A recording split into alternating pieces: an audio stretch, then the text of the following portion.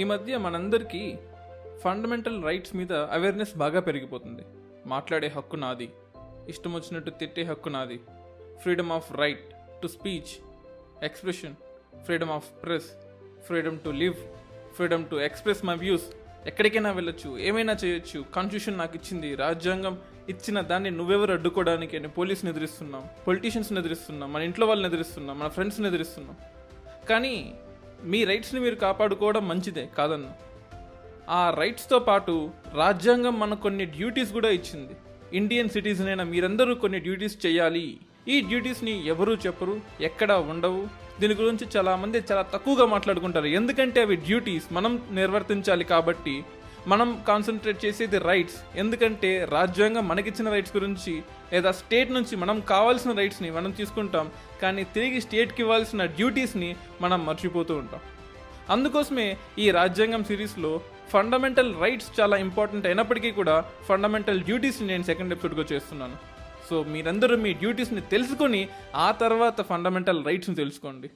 మీరు రాజ్యాంగానికి లేదా ఈ స్టేట్కి ఏమి తిరిగి ఇవ్వాలి, ఈ దేశానికి మీరేమి ఇవ్వాలి అని మీరు తెలుసుకొని ఆ తర్వాత దేశం నుంచి ఫండమెంటల్ రైట్స్ని ఆశించండి. ఈ ఫండమెంటల్ డ్యూటీస్ యొక్క ఇంపార్టెన్స్ ఇప్పుడు మనం చూద్దాం. మనకు one of the best defence ministers Swaran Singh Congress గవర్నమెంట్లో ఉన్నప్పుడు ఆయన కొన్ని ఫండమెంటల్ డ్యూటీస్ని రికమెండ్ చేశారు. మనకు పాకిస్తాన్ వార్, చైనా వార్ వచ్చిన తర్వాత కేవలం స్టేట్ గవర్నమెంట్ లేదా సెంట్రల్ గవర్నమెంట్ నుంచి ప్రజలకు వెళ్ళే రైట్స్ మాత్రమే కాకుండా రివర్స్లో ప్రజల దగ్గర నుంచి స్టేట్కి కావాల్సినవి కొన్ని ఉన్నాయి. మీరు మీ డ్యూటీస్ని నిర్వర్తించాల్సిన కొన్నిటిని రాజ్యాంగంలో లేనప్పటికీ నేను చేరుస్తున్నాను.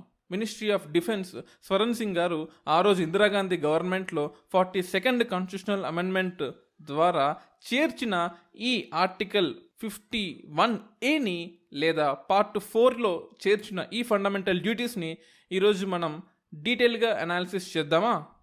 ఈ ఫండమెంటల్ డ్యూటీస్ ఆర్టికల్ 51Aలో A నుంచి K వరకు ఉంటాయి. మనకు రాజ్యాంగం అనేది చాలా కాంప్లెక్స్ డాక్యుమెంట్, కేవలం లాయర్లు మాత్రమే చదవగలరు.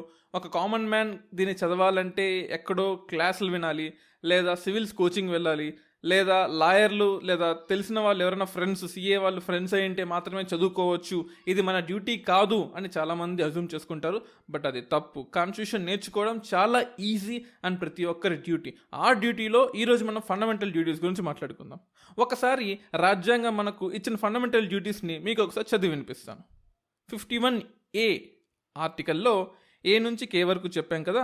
అందులో A అనే article to abide by the constitution and respect its ideals and institutions, the national flag and national anthem.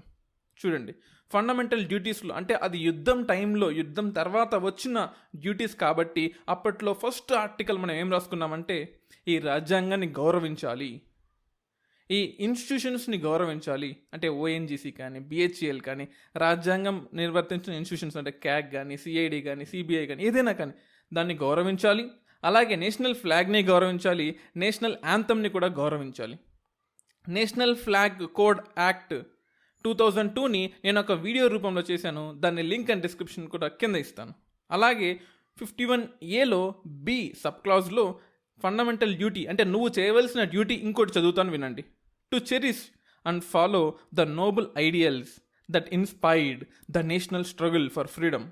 మనకు స్వాతంత్రం రావడానికి జరిగిన ఇన్సిడెంట్స్, తెచ్చిన మహనీయులు అంటే ఫ్రీడమ్ ఫైటర్స్, వాళ్ళ గురించి తెలుసుకొని, వాళ్ళ ఐడియాలజీని తెలుసుకొని వాళ్ళని ఇన్స్పిరేషన్గా తీసుకోవాలి.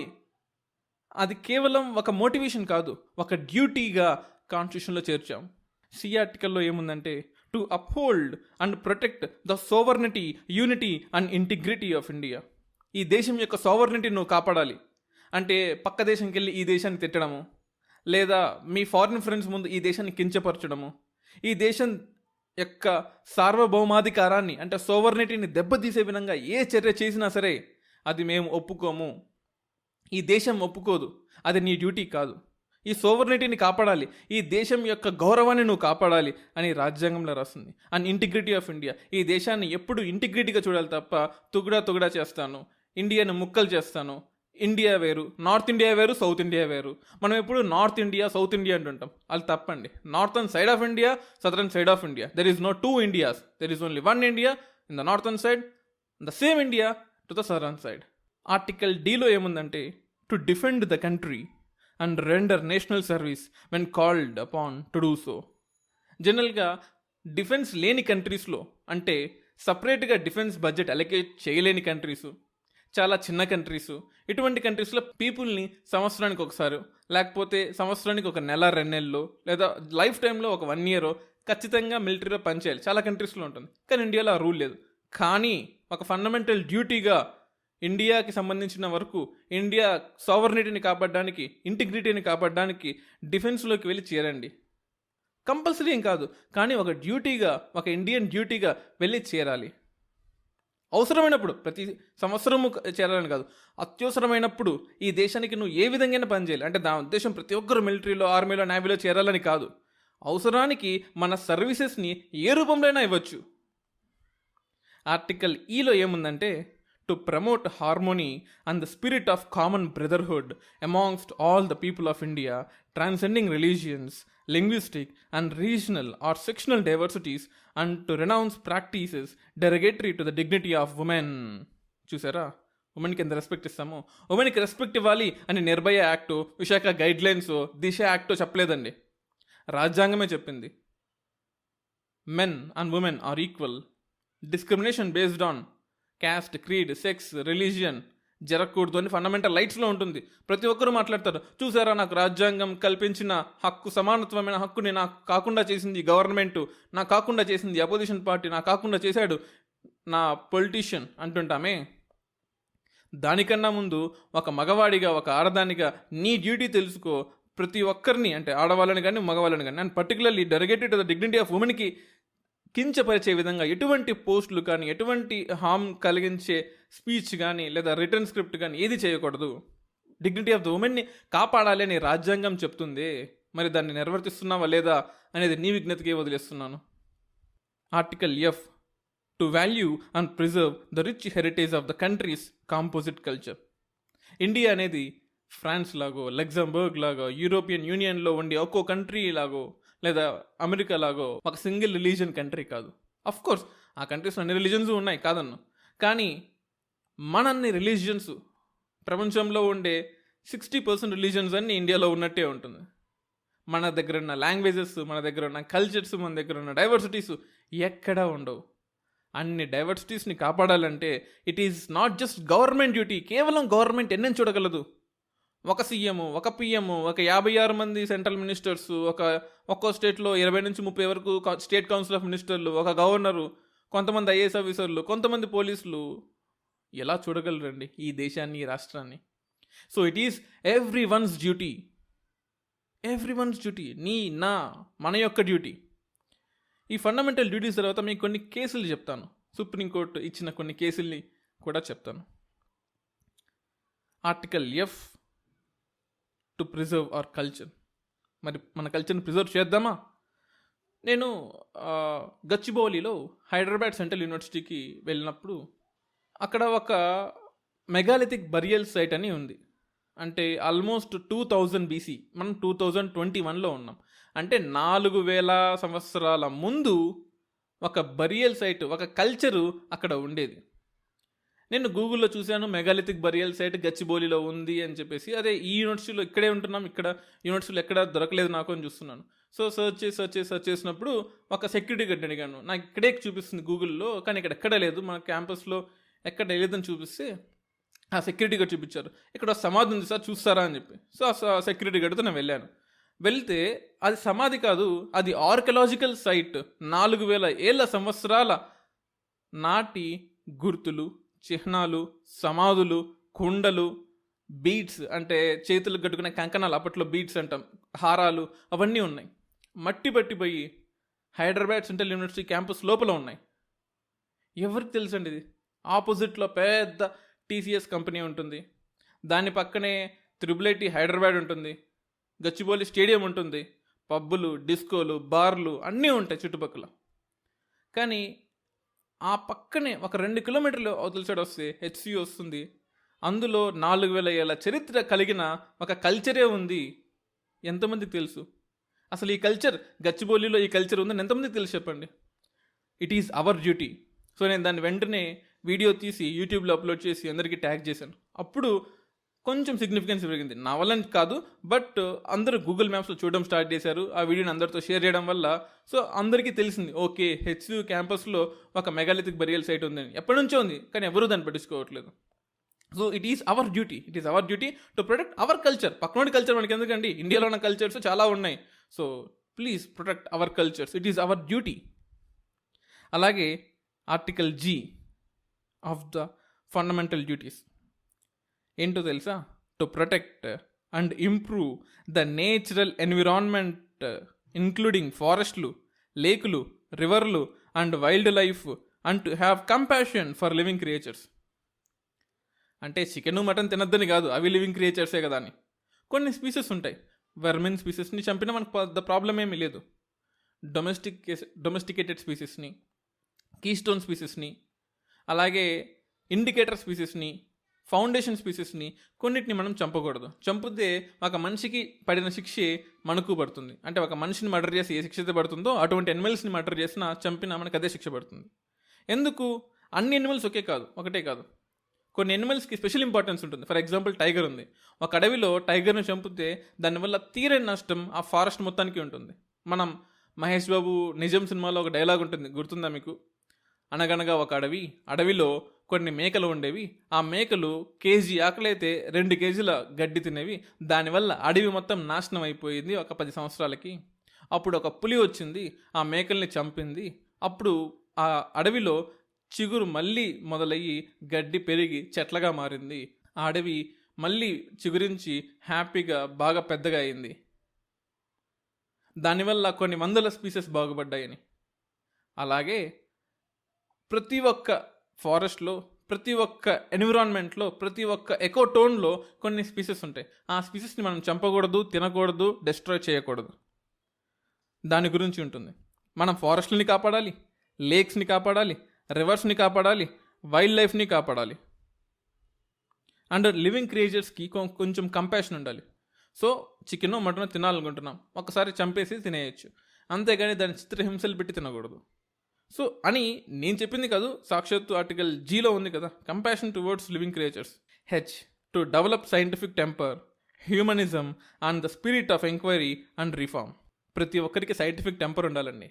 అంటే మూఢనమ్మకాలు వద్దు, ప్రిజుడీస్ వద్దు, సైంటిఫిక్ టెంపర్ని డెవలప్ చేసుకోండి. అంటే మూఢనమ్మకాలు వద్దంటే దేవుణ్ణి నమ్మొద్దు అని చెప్పట్లేదు అక్కడ. దేవుణ్ణి నమ్మడము నమ్మకపోవడము నీ పర్సనల్ బిలీఫ్. సైన్స్ని నమ్మడము నీ పర్సనల్ బిలీఫ్ కాదు, it is your duty. But సైన్స్ని బిలీవ్ చేసిన ప్రతి ఒక్కరూ దేవుని నమ్మకూడదు అనుకోవడం మూర్ఖత్వం అవుతుంది. There is no relation between science and God. God is personal. God motive is completely different, but science is completely different. మీరు నమ్మలే నమ్మద్దా అనేది మీ పర్సనల్ అవుతుంది. యాజ్ ఎ సెక్యులర్ స్టేట్ అది మీ ఇష్టం. రాజ్యాంగం మీ మీద ఫోర్స్ చేయదు. మీరు దేవుని నమ్మాల్సిందే, తప్పు. మీరు దేవుని నమ్మకూడదు, తప్పు. నీ డ్యూటీ నువ్వు చేసుకో. రాజ్యాంగంగా నా డ్యూటీ నేను చేసుకుంటాను, స్టేట్గా నా డ్యూటీ నేను చేసుకుంటాను. మనది ఫ్రాన్స్ మోడల్ ఆఫ్ సెక్యులరిజం కాదు కదా, Indian model of secularism. Scientific temper ఇంపార్టెంటే, ఫ్రీడమ్ ఆఫ్ రిలీజన్ ఇంపార్టెంటే. సో హ్యూమనిజం కూడా ఉండాలి. Spirit of enquiry and reform. So ఏది పడితే అది నమ్మకుండా స్పిరిట్ ఆఫ్ ఎంక్వైరీ, అరే రాజ్యాంగమే చెప్తుంది క్వశ్చన్ చేయండి. Question your politician, question your MLA, question your MP, question your ZPTC, question your MPTC, question every government officer. They may not answer you directly. వాళ్ళు మీరు question చేయగానే ఆన్సర్ ఇస్తారని guarantee లేదు, కానీ ప్రతి ఒక్కరు క్వశ్చన్ చేస్తే వాళ్ళు జాగ్రత్త పడతారు, తప్పులు చేయడం తగ్గిస్తారు. That is the power of questioning. Democracy అంటేనే బై ద పీపుల్ అన్నప్పుడు, by the people as a people you should question, right? Question చేయకపోతే అందరూ కరెక్ట్ టైంకి కరెక్ట్గా ఎలా పనిచేస్తారు? ఆర్టికల్ I ఏంటంటే to safeguard public property and to abjure violence. So public ప్రాపర్టీని మనం కాపాడాలి. సో పబ్లిక్ ప్లేసెస్ ఎవరు చూడట్లేదు, ఈ ప్రాపర్టీని నేను డెస్ట్రాయ్ చేస్తా, ఇది నాది కాదు కదా అని అనుకోకూడదు. Because you as a public నీ ట్యాక్స్ పేయర్స్ మనీతోనే ఈ పబ్లిక్ ప్రాపర్టీని తయారు చేశాం. సో పబ్లిక్ ప్రాపర్టీని డ్యామేజ్ చేయడం కూడా చాలా హీనియస్ క్రైమ్ అని చాలా కోర్టు జడ్జిమెంట్స్లో చెప్పారు. Article J, to strive towards excellence in all spheres of individual and collective activity so that the nation constantly rises to higher levels of endeavor and achievement. Excellence ఉండాలి. We should strive for excellence. ISRO లాగా compete with other countries. మనకు brain drain అనే concept ఉంటుంది. ఇండియాలో IIT వరకు చదువుకొని దాని తర్వాత ఫారిన్ కంట్రీస్కి వెళ్ళిపోయి అక్కడ పనిచేస్తూ ఉంటారు. మనం వాళ్ళని తప్పుగా అజ్యూమ్ చేసుకుంటూ ఉంటాం, అరే ఇక్కడ డబ్బులతో వీళ్ళు చదువుకొని అక్కడికి వెళ్ళి పనిచేస్తున్నారని. ఇక్కడ ఆపర్చునిటీస్ ఉంటే వాళ్ళు ఖచ్చితంగా ఇక్కడే చేస్తారు, లేదా ఆ ఆపర్చునిటీస్ నువ్వు ఇక్కడ క్రియేట్ చేయగలిగితే వాళ్ళు మళ్ళీ తిరిగి వస్తారు. ప్రతి ఒక్క డిపార్ట్మెంట్లో, ప్రతి ఒక్క ఫీల్డ్లో ఎక్సలెన్స్ ఉండాలి. అంటే whatever the work we are doing, we should do as our 100%. We should be excellent. And కాన్స్టెంట్గా మన లెవెల్స్ని హయ్యర్ లెవెల్స్కి తీసుకెళ్తుంటే, అంటే మన లైఫ్స్ని హయ్యర్ లెవెల్స్కి తీసుకెళ్తూ ఉండాలి అండ్ అచీవ్ చేయాలి. And last article of this fundamental duties that everyone has to follow ఏంటంటే article K, to provide opportunities for education to his child or ward between the age of 6 to 14 years. And of course this was added in 86th Constitutional Amendment Act 2002. అంటే ప్రతి ఒక్కరూ వాళ్ళ పిల్లలకి, పక్కనోడి పిల్లలకి పక్కన పెట్టు, నీ పిల్లోడికి నువ్వు 6 సంవత్సరాల నుంచి 14 సంవత్సరాలు వచ్చేంత వరకు వాడికి చదువు చెప్పడం నీ బాధ్యత అని రాజ్యాంగం చెప్పింది. మీకు ఈ ఫండమెంటల్ డ్యూటీస్కి సంబంధించిన 2 కేసులు చెప్తాను చూడండి. Aruna Roy versus union of India కేసులో 2002 ముందు ఓల్డ్ ఎన్సీఆర్టీస్ ఉండేవి, 2002 తర్వాత 2002-2004 మధ్యలో న్యూ ఎన్సీఆర్టీస్ ఇంట్రడ్యూస్ చేశాం. అందులో కొన్ని వర్డ్స్ని సోషలిజం నుంచి క్యాపిటలిస్ట్గా మారాలి, అండ్ భగత్ సింగ్ అనే అతను ఓల్డ్ ఎన్సీఆర్టీస్లో రెవల్యూషనరీ టెర్రరిస్ట్ అని ఉంటుంది, కానీ ప్రజెంట్ న్యూ ఎన్సీఆర్టీస్లో అతను పెద్ద దేశభక్తుడు అని ఉంటుంది. అలా కొన్ని వర్డ్స్ని మార్చామన్నమాట మనకు తగ్గట్టుగా. కానీ ఈ చేంజెస్ అనేది anti secular, unconstitutional, violative of the fundamental rights of the education, right to లైఫ్కి అగెయిన్స్ట్ అని అరుణా రాయ్ కేసు వేశారు. అప్పుడు సుప్రీంకోర్టు ఏం చెప్పిందంటే, బుక్స్ ఎలా ఉండాలి అంటే, ఎన్సీఆర్టీ బుక్స్ ఎలా ఉండాలంటే పీస్ని ప్రమోట్ చేసేలా ఉండాలి, లవ్ని ప్రమోట్ చేసేలా ఉండాలి, సింపతిని ప్రమోట్ చేసేలా సిలబస్ ఉండాలి, అంతే తప్ప వైలెన్స్ని ప్రమోట్ చేసే విధంగా, యాంటీ సెక్యులర్ ఎలిమెంట్స్కి సపోర్ట్ చేసే విధంగా మనకు కంటెంట్ ఉండకూడదు అని జడ్జిమెంట్ ఇచ్చింది. అంటే ఆర్టికల్ H ఫండమెంటల్ డ్యూటీస్లో ఆర్టికల్ Hని గుర్తుపెట్టుకొని ఈ జడ్జిమెంట్ ఇచ్చిందనమాట. ఆఫ్ కోర్స్ ఫండమెంటల్ డ్యూటీస్లో ఉన్నవన్నీ ఖచ్చితంగా చేయాలి, గవర్నమెంట్ చేయాలని రూల్ ఎక్కడా లేదు. చేస్తే మంచిది, లాస్ తయారు చేసుకుంటే మంచిది, కానీ మ్యాండేటరీ అయితే ఏమీ కాదు. సో ఒక సిటిజన్ ఈ డ్యూటీస్ని చేయకపోతే వాడికి శిక్ష పడదు, but it is your duty. శిక్ష పడదన్న మాత్రాన నువ్వు చేయకూడదని కాదు. ఒక ఫండమెంటల్ రైట్స్ నువ్వు ఆశిస్తున్నావంటే ఫండమెంటల్ డ్యూటీని కూడా నువ్వు చేయాల్సిందే కదా.